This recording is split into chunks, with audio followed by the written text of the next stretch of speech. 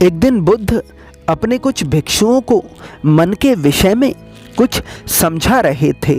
बुद्ध के सभी भिक्षु उन्हें बड़े ध्यान से सुन रहे थे। तभी सभी भिक्षुओं में से एक भिक्षु खड़ा होता है और बुद्ध से पूछता है, बुद्ध, मैं आपकी तरह शांत कैसे हो सकता हूँ, और क्या कोई ऐसा रास्ता है जिस पर चलकर मैं बहुत जल्दी परम शांति को पा सकूं?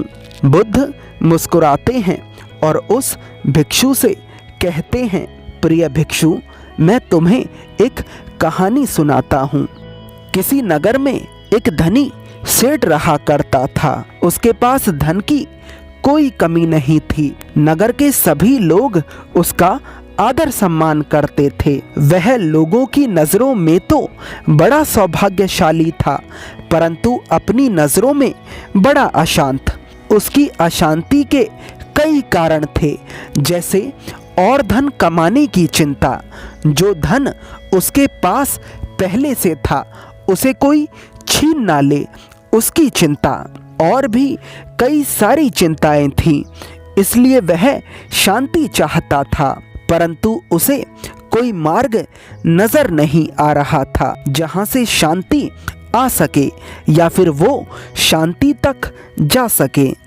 फिर उसे कोई बताता है कि अगर शांति चाहिए तो किसी साधु के पास जाओ, क्योंकि साधुओं को धन कमाना तो नहीं आता, परंतु शांति कमाने का तरीका वे जानते हैं। उस व्यक्ति की बात मानकर वह सेठ एक साधु के पास जाता है और उनसे कहता है, साधु महाराज, मैं बड़ी आशा के साथ आपके पास आया हूँ। मैं धन के मामले में तो बहुत अमीर हूँ, परंतु शांति के मामले में बहुत गरीब।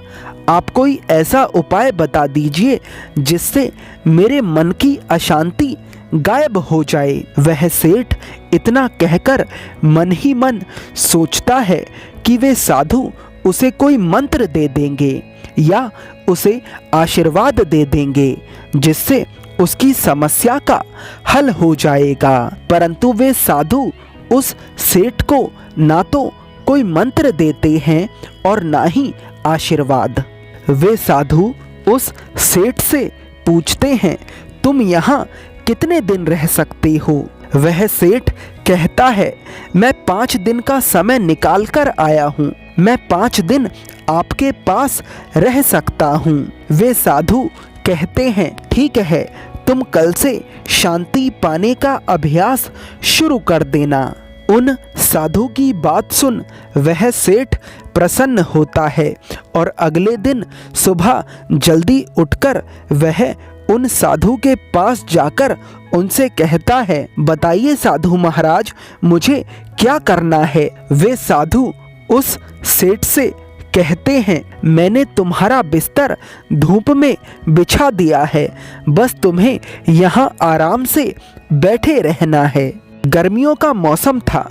वह सेठ उन साधु की बात सुन थोड़ा चौंकता है। इससे पहले वह कभी इस तरह धूप में बैठा भी नहीं था, इसलिए वह थोड़ा घबराता है, परंतु मन की शांति पाना उसके लिए आवश्यक था, इसलिए वह और कोई प्रश्न पूछे बिना चुपचाप धूप में जाकर बैठ जाता है।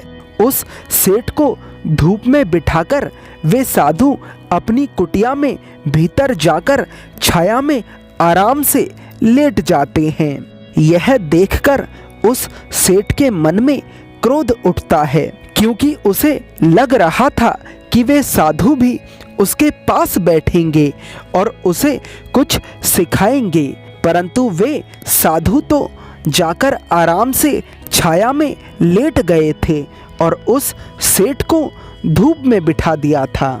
जैसे तैसे करके वह सेठ अपना पूरा दिन काटता है। रात होती है। वे साधु अपनी कुटिया से बाहर आते हैं और उस सेठ को खाने के लिए एक सेब देते हैं। और उससे दूसरी कुटिया में जाकर सोने को कहते हैं। पूरे दिन वह सेठ भूखा प्यासा धूप में बैठा था और रात होने पर उसे खाने को केवल एक सेब मिला। आप सोच सकते हैं कि उस सेठ के मन पर क्या बीत रही होगी, जो अपने घर में स्वादिष्ट से स्वादिष्ट भोजन करता था। उसका पेट भला एक सेब से कैसे भर सकता है, और वो भी तब जब वह पूरे दिन का भूखा हो। उस सेठ को क्रोध तो बहुत आता है, परंतु वह किसी तरह से अपने क्रोध को शांत करता है। पूरी रात वह भूख के मारे करवटें बदलता है। सुबह होती है, वह सोचता है कि अब कुछ खाने को मिलेगा।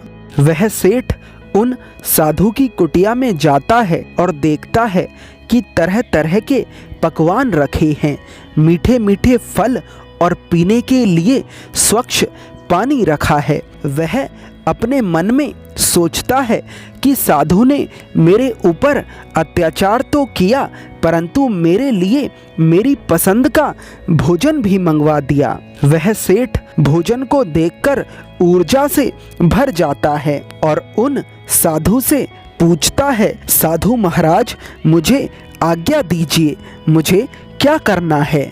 वे साधु उस सेठ से कहते हैं, जाओ और धूप में जाकर बैठ जाओ। उन साधु के इन शब्दों को सुन वह सेठ थोड़ा चौंकता है, परंतु अभी भी उसके भीतर यह आशा होती है कि उसे भोजन मिलेगा, इसलिए वह चुपचाप धूप में जाकर बैठ जाता है। लेकिन जब वे साधु उस सेठ के सामने ही बैठकर भोजन करना शुरू कर देते हैं, तब उसके सब्र का बांध टूट जाता है और वह उठकर कुटिया में जाता है और अपने कपड़े उठाकर अपने नगर की ओर चल पड़ता है। यह देखकर वे साधु उसे रोकते हैं और उससे पूछते हैं, क्या हुआ, तुम जा क्यों रहे हो। वह सेठ उन साधु से कहता है, मैं यहाँ बड़ी आशा लेकर आया था, परंतु यहाँ मुझे कुछ नहीं मिला। उल्टा मुझे ऐसी मुसीबतें उठानी पड़ी जो मैंने अपने जीवन में कभी नहीं देखी थीं, इसलिए मैं जा रहा हूँ। वे साधु हंसते हैं और कहते हैं, मैंने तुम्हें इतना समझाने का प्रयास किया, परंतु तुम नहीं समझे।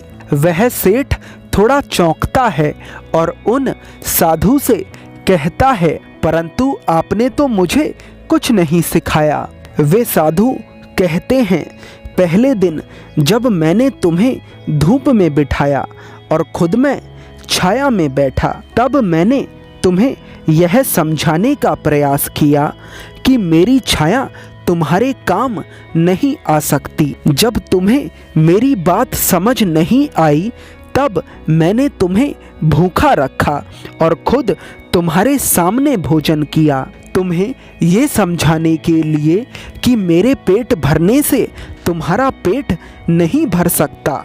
धन तुमने अपने पुरुषार्थ से कमाया, कई वर्षों में कमाया, और शांति तुम 5 दिन में चाहते हो। जिस शांति को देख तुम मेरी तरफ खिंचे चले आए हो, इस शांति को पाने में मैंने अपना पूरा जीवन लगा दिया, और तुम चाहते हो कि यह तुम्हें बिना कुछ करे ही मिल जाए। यह संभव नहीं है। किसी साधु सन्यासी के पास बैठकर तुम्हें कुछ क्षण की शांति तो मिल सकती है, परंतु परमानंद के लिए तुम्हें खुद ही पुरुषार्थ करना होगा। उस सेठ को उन साधु की बात समझ आ जाती है और वह पुरुषार्थ करना शुरू कर देता है। प्रिय भिक्षुओं, यदि तुम भी शांति चाहते हो, परमानंद चाहते हो, तो उसके लिए पुरुषार्थ करो, क्योंकि परमानंद मांगने से नहीं मिलता, उसे कमाना पड़ता है। पुरुषार्थ का अर्थ है जो करने योग्य है वो करना।